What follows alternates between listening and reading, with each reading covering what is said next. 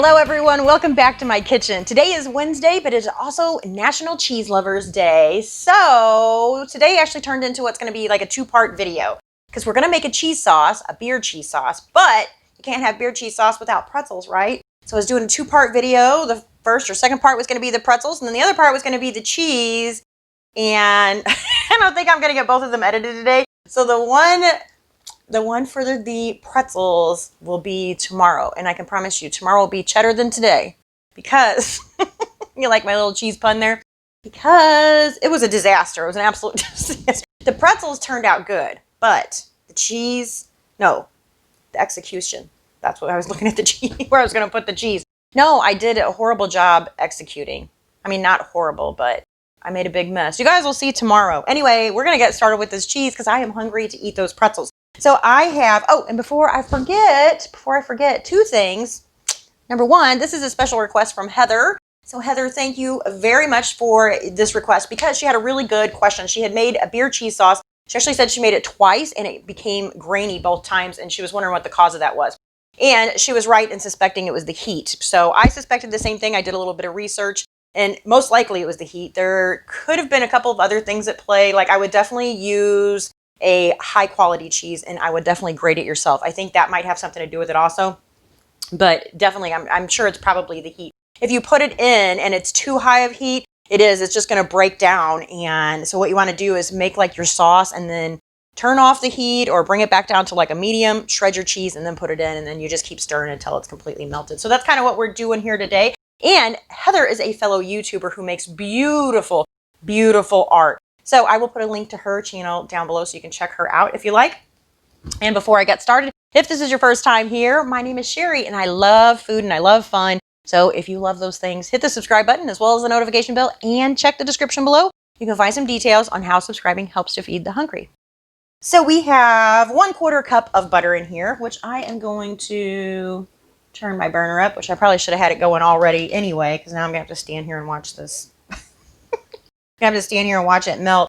No, yeah, it was a mess here earlier. So you have to you can make pretzels out of croissant rolls, pizza crust, like lots of different things. And I haven't done it in a long time, but I had only done it with croissants and something else. And so today I decided to try it with pizza crust because I had some pizza crust I needed to use up. Because I hadn't done it in a long time, I forgot that, well, really what makes the pretzel is the baking soda in the water. And I forgot that when you add the baking soda to the water, you have to be very careful because it's like a science project and it went everywhere. Luckily, I was able to clean up most of my mess here and get my kitchen back in order. I think I'm not too messy here. But anyway, that video is going to be, I'm actually going to post that one tomorrow. So in that video, I'm probably going to tell you it's Wednesday, but it's actually going to be Thursday. And I'm probably going to tell you it's cheese day, but cheese day is today. I don't know what tomorrow is. When I edit the video, I will put in what national food holiday it is.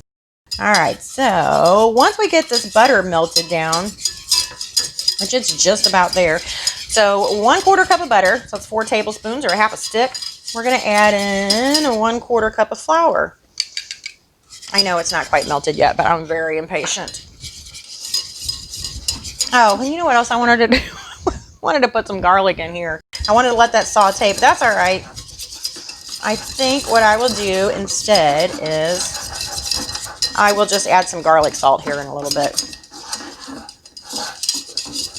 All right, so once we have our butter and flour stirred together, so this is what they call a roux. So this is what you use to like thicken gravy or sauces or anything like that. So once we have our roux, which is our butter, or any fat in your flour mixed together, it makes a roux. We're going to add in 3/4 cup of root beer. So now this is a beer cheese, right? So you can use any type of beer you like. If you're not big on like the flavor of beer, I would suggest using like a light beer or a pale beer. And if you really want that beer flavor to come through, then I would go with something more stout, maybe like a lager. Now, I really like root beer. So if you don't want to put any alcohol in it or any beer whatsoever, you can do an apple cider or you can do root beer. Or you can do what I'm doing, do both. I'm doing hard root beer. So if you like the apple cider, you can do a hard apple cider. It's totally up to you. And that's what I love about this recipe so much, is that it's really versatile. So I guess I should measure this. So we're going to do 3/4 cup in our pan. And then we're just going to whisk this together. And as you can see, it's already starting to thicken up just a little bit around the edges. So we don't want this to get too thick and turn into a gravy real quick. So what we're going to do is also whisk in 1 1/4, which I think I put 1 1/2 in here. So I better leave a quarter. 1 1/4 cups of milk. Now, if you want to make this richer, you can do a 1/2 and 1/2, or you can even do a heavy whipping cream if you really need to put some weight on or something. Or if you're really kind of watching your weight, or you're a non-dairy person, you could sub out with, you know, any kind of like coconut milk. Well, I wouldn't do coconut milk because you don't really want a coconut flavor, but you could do an almond milk or something like that. I'm not sure about an almond either. What's that, Lactaid? I'm sure you can find some dairy substitute. But you could also do skim milk too if it's just something like you're watching your calories.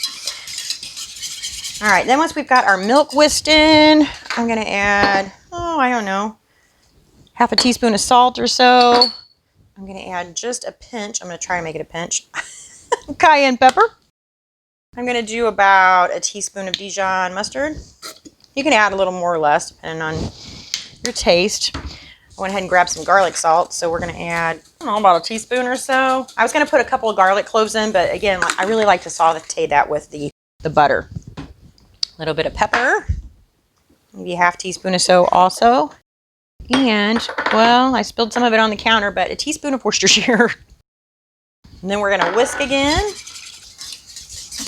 All right, I almost forgot. I wanted to add a tiny bit of nutmeg. So you can just use regular dried ground nutmeg. I have some of the whole nutmeg here that I'm just going to grate a tiny bit right over the top. And that should be good. It doesn't take very much at all, but it adds like a huge amount of flavor. So the other thing we can work on while that is cooking is our cheese. So I've already shredded up 1 cup of extra sharp cheddar, and I shredded up a cup of American. So what happens if you just use cheddar cheese is it's like really, really stringy, right? It's like mac and cheese with the big long string. So I like to put American in there, or you can even use cream cheese, but I love the flavor of cream cheese, but it turns, the color of the cheese sauce is more white than it is. It doesn't really look like cheese sauce to me. So I prefer to use American, and I think that helps to make it really nice and creamy. The other thing I wanted to add is some smoked provolone. I love smoked provolone. I love smoked Gouda. So I'm going to take probably about 1/2 of this, so about 4 ounces or so. And I thought this was a block I was buying, but it's actually slices. So we are going to slice this up into a bowl, I guess. Forgot to get myself out a bowl. And we need to take out the paper, I suppose. There we go. And actually, I could probably just put it in right like this. I think that's what I'm going to do. I was going to show you guys how to use our microplane grater, but I'm lazy. I don't feel like cleaning that today. So I'm just going to rip this into pieces here, and that's what we're going to do. It should still melt fairly quickly. We'll put this cheese in first, I guess. Okay, let's check this. And that looks like it is thickened up nicely. So I'm going to scoot this back towards me. We'll add in our smoked provolone first. Make sure we turn off the heat. Actually, I'm going to pull it over here for just a second because it probably is still pretty hot. And that is melting nicely. I'm going to go ahead and push this out of the way. And what I'm going to do is put this on, what do you call that? A hot pad? What do you call this thing? What is it? Pot holder. That's what it's called, a pot holder. We'll put it on there. That way it's not over the heat anymore. All right, so now I'm going to add my American. There we go. We'll get this stirred in. All right, and that looks delicious. Look at that. How smooth and creamy it is. So see, if we had just used cheddar, it would be, like I said, it would be stringy. Well, you know what they say, Velveeta melts better than cheddar. Couldn't get it out. Okay, so I decided since my pretzels are already done, I'm going to use the same video for the ending, or the same filmed segment for the end of both videos. It's for the pretzels and the cheese. So here's our pretzels.